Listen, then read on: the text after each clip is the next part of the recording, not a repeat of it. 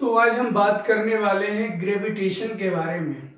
Gravitation को जानेंगे, पहले भी पढ़ चुके हूँ इसके बारे में। क्या है एक अट्रैक्शन? ग्रेविटेशन का मतलब हम समझेंगे अट्रैक्शन है, जो फोर्स है अट्रैक्शन, यानी इंट्रैक्शन में होते हैं। जैसे आपका अगर आप ग्रेविटेशन बहुत अच्छे से अगर पढ़ते हैं तो इलेक्ट्रोस्टैटिक आपका यहाँ से 60% कवर होने वाला है। यानी अगर आप अच्छे से ग्रेविटेशन जानते हैं तो 50% या 60% आपका यहाँ से कवर हो जाएगा।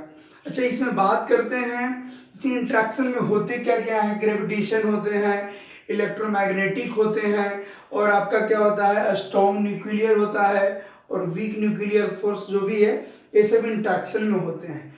अब बात जानेंगे ग्रेविटेशन का जो वैल्यू है वो तो हम जानते हैं 6.67 multiply 10⁻⁻11 newton metre square upon kg square जो होता है। तो सबसे पहले इस बात को जानिए, Newton law of gravitation. Newton's law of जो ग्रेविटेशन है, न्यूटन्स लॉ ऑफ ग्रेविटेशन। अब बखूबी से इस चीज को समझिए कि दो पार्टिकल है, यानी एक m1 है यहाँ पे और एक m2 है। इस दोनों के बीच में r डिस्टेंस है, दोनों क्या कर रहे हैं इंट्रैक्शन। देखिए सबसे पहले इस बात को समझिए, कम से कम जो फोर्स जनरेट करने के लिए एटलीस्ट कितने मास होनी चाहिए? 2 मास होनी चाहिए। तो 2 मास है, फील्ड जनरेट एक से भी हो जाता है, लेकिन अगर आपको फोर्स जनरेट करना है तो एटलीस्ट आपको 2 मास होनी चाहिए। तो हमने m1 और m2 2 मास ले लिया। तो इसी में जो क्या है, ये जो फोर्स है वो क्या है अट्रैक्शन फोर्स है। ये जो फोर्स जो आपका है वो अट्रैक्शन फोर्स है, अट्रैक्शन फोर्स है। यहाँ पे क्या वर्क करता है? अट्रैक्शन फोर्स वर्क करता है ना। यानी F क्या है? F जो हमारा है 1 अपॉन क्या है, यहाँ पे समझिए इस चीज को 1 यानी m1 m2 यानी m1 m2 हो गया अपॉन r स्क्वायर। तो ये जो आपका m1 ये दोनों मास का मल्टीप्लाई, यानी दो जो मास है दोनों में लग रहे हैं m1 और m2, और जो इनके बीच में जो डिस्टेंस है उसका स्क्वायर। अच्छा, अब इसको हम क्या करते हैं, कुछ नहीं करेंगे, F है। अब ये जो प्रोपोर्शनल है इसके जगह हम क्या करेंगे, बस कुछ नहीं करेंगे, F जो है इसकल टू क्या कर देंगे G m1 m2 upon r square हो जाएगा। यही आपका यूज हो जाएगा। अच्छा समझिए, G क्या है? G जो आपका है यूनिवर्सल कांस्टेंट है। यूनिवर्सल कांस्टेंट है इसका मतलब समझ रहे हैं, या फिर ग्रेविटेशनल कांस्टेंट भी कहेंगे। G जो हमारा है वो यूनिवर्सल कांस्टेंट है, यूनिवर्सल कांस्टेंट है, या फिर इसको कहिए ग्रेविटेशनल कांस्टेंट। ग्रेविटेशनल कांस्टेंट भी हो जाएगा। तो G हमारा जो है, G का वैल्यू क्या है? तो अभी हमने चर्चा किया कि G का जो वैल्यू है 6.67 मल्टीप्लाई 10⁻⁻11 न्यूटन मीटर स्क्वायर पर kg स्क्वायर। क्या वैल्यू हो जाएगा? 6.67 multiply 10⁻⁻11 newton metre square upon kg square. इसका डायमेंशन यहां से दिया, कैलकुलेट कर सकते हैं। तो ये हमारा G। अच्छा, ये फार्मूला हम डायरेक्ट यूज कहां करेंगे? तो ये जो फार्मूला जो हम है वो कहां यूज करेंगे? देखिए अब इस बात को आप समझिए, अगर दो पार्टिकल है, देखिए यहाँ पे है, अगर 2 पॉइंट मास के लिए, और यहाँ m2 एक पॉइंट मास है, m1 है, यहाँ पे हम डायरेक्ट यूज कर देंगे, यहाँ पे यूज कर देंगे। अच्छा क्या है और क्या है, यहाँ पे 2 स्फीयर है, इस पे भी आप यूज कर सकते हैं formula F G upon r square जो भी हम निकाले F इक्वल टू, वहां पे यूज कर सकते हैं। एक और क्या है, एक स्फीयर है। अच्छा, एक क्या है पॉइंट मास है, इसके लिए भी हम यूज यहाँ पे डायरेक्ट यूज कर सकते हैं। अगला जो केस हमारा बनेगा रॉड का बनेगा, रॉड से भी पॉइंट मास को हम m1 हो गया और m2 हो गया, यहाँ पे भी हम निकाल सकते हैं। लेकिन हाँ, यहाँ जो हम इससे जो सेंटर ऑफ मास से यहाँ जो हम डिस्टेंस कैलकुलेट करेंगे वो कहाँ से करेंगे? सेंटर ऑफ मास से हम कैलकुलेट कर रहे होंगे। तो ये सब जो केसेस बने जहां हम डायरेक्ट हम फार्मूला लगा देंगे F equal to G m2 upon r square. तो ये आपका जो बेसिक चर्चा हुआ ग्रेविटेशन के बारे में। अब हम जो पढ़ने वाले हैं एक्सेलरेशन ड्यू टू ग्रेविटी। अब जो हम बात करने वाले हैं वो करेंगे acceleration due to gravity. Acceleration due to gravity. अब इसमें होता क्या है, अब हम अकॉर्डिंग न्यूटन्स लॉ का जो सेकंड लॉ है उसके अनुसार देखेंगे, यानी ड्यू टू ग्रेविटी क्या होगा, एक्सेलरेशन। अच्छा, हम किसके अकॉर्डिंग देखेंगे, अकॉर्डिंग टू क्या, Newton second law, Newton second law के। अब इसमें क्या बनेगा, जो जी हमारा बनता है, जी क्या होता है, एफ अपॉन एम होता है, जी अपॉन क्या होता है, एफ अपॉन क्या होता है, एम होता है। अच्छा, यहाँ पे जो देखिए सबसे पहली बात समझिए, यहाँ जो हम एफ लेने वाले हैं वो क्या लेंगे, जी। अच्छा समझिए, M capital M small M upon क्या होगा, आर स्क्वायर होगा।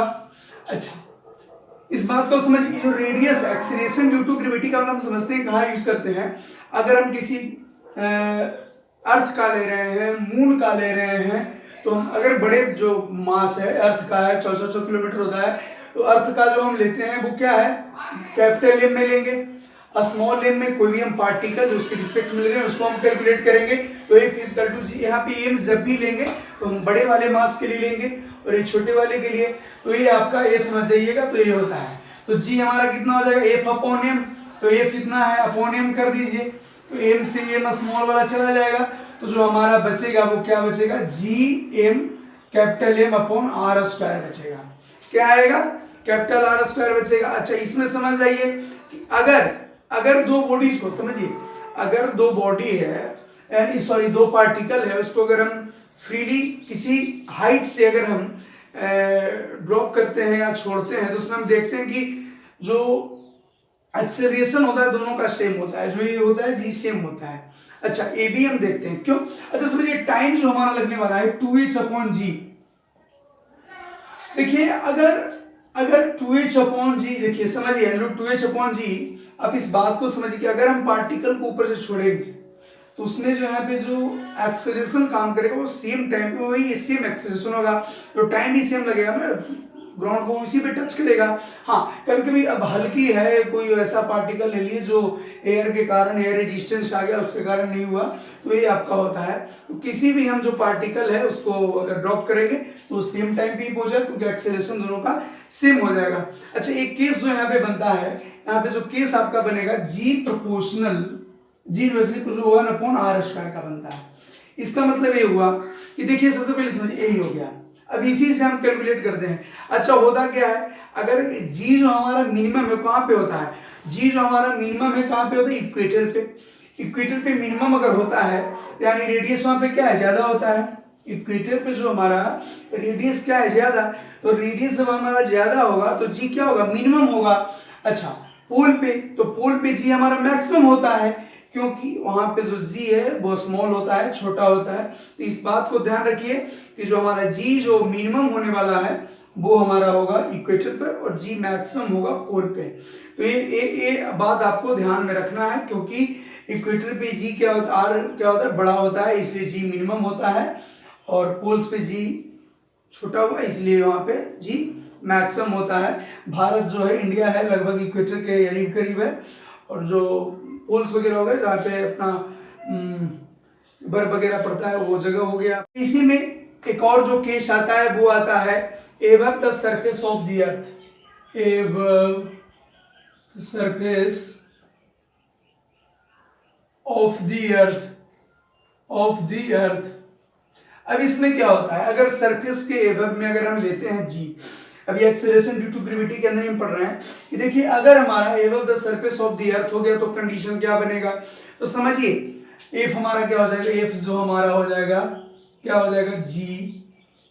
ये तो जी अभी भी बताए थे, जी का जो value 6.67 multiply 10⁻⁷ newton metre square upon kg square भी हम बताए थे। तो यहाँ पे जो हमारा होने वाला है वो क्या होने वाला है, जी एम एम अभी बताए थे, अपॉन क्या होगा, आर स्क्वायर होगा, अपॉन आर स्क्वायर हो गया, समझिए इसको। लेकिन हाँ, अगर हम एबव दिस सरफेस लेंगे तो क्या ले लेंगे, आर प्लस एच का होल स्क्वायर ले लेंगे। क्या ले लेंगे, आर प्लस एच का होल स्क्वायर आपका ले लेंगे। अगर हम इसको देखें, acceleration due to gravity of height will be, अगर हम देखें तो ये हो गया acceleration due to gravity at height will be कितना हो जाएगा, जी इक्वल टू क्या होता है, जी1। यहाँ पे जी डैश ले लीजिए, एफ अपॉन क्या होता है, एम होता है ना, एफ अपॉन क्या होगा, एम होगा। तो देखिए यहाँ पे करिए, तो एफ हमारा ये हो गया, तो G M M upon R plus H का होल स्क्वायर अपॉन क्या हो जाएगा एम, समझिए एम हो गया आपका। अच्छा ये जो कैलकुलेट अगर हमारा जो करके चला आएगा वो जीवन है।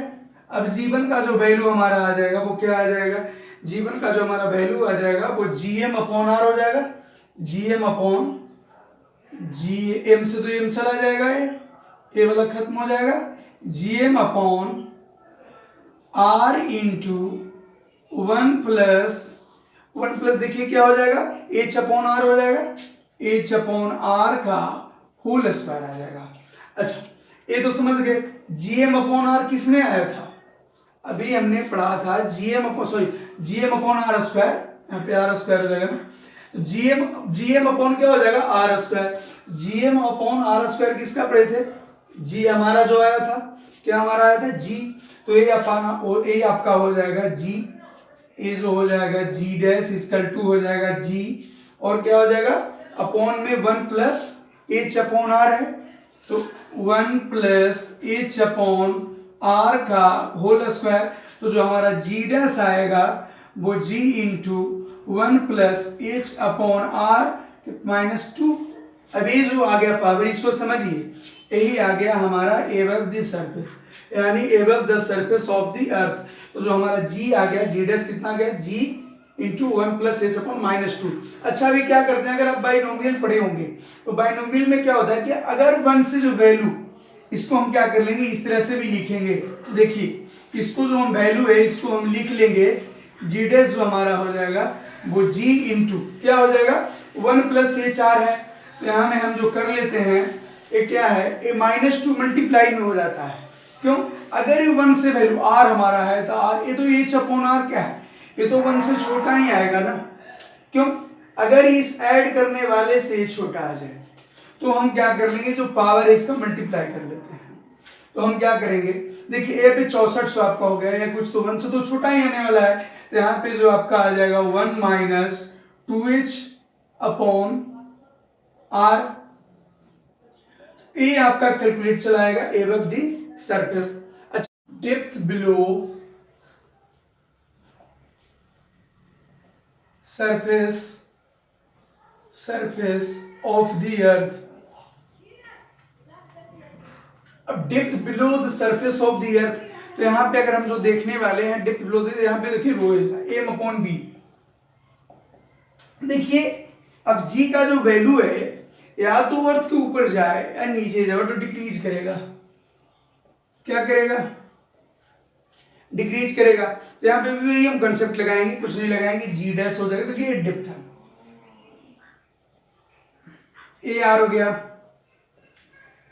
अब देखिए समझिए इस चीज को, जी क्या होगा जी डैश यहाँ पे तो कम ही होगा ना, तो देखिए जैसे जैसे या तो सरफेस के ऊपर जाए या फिर नीचे जाए एक्सेलेरेशन डिक्रीज करेगा, तो देखिए यहाँ पे जो जी डैश बनेगा यहाँ पे क्या बनेगा वही बनेगा केस, वहां तो वो केस वही बनने वाला है ना, तो g इंटू वन माइनस यहाँ पे d डेप्थ है ना, h की जगह क्या हो जाएगा d हो जाएगा, तो d अपॉन r आ जाएगा, बस कुछ नहीं आएगा d अपॉन r आ जाएगा, तो ये डेप्थ के लिए हो गया। तो जैसे देखिए अब इसको हम अगर करते हैं तो ऐसे अगर ऐसे कर रहे होंगे तो देखिए आप समझिए इस चीज को, हाइट के लिए, तो हाइट के लिए भी हमने निकाला ना कि जी डैश जो आएगा तो क्या आ जाएगा one minus two h upon r आ जाएगा जी इंटू, तो ये हाइट के लिए डेप्थ के लिए, ये डेप्थ मान लीजिए ये डेप्थ के लिए और ये अबव द सरफेस,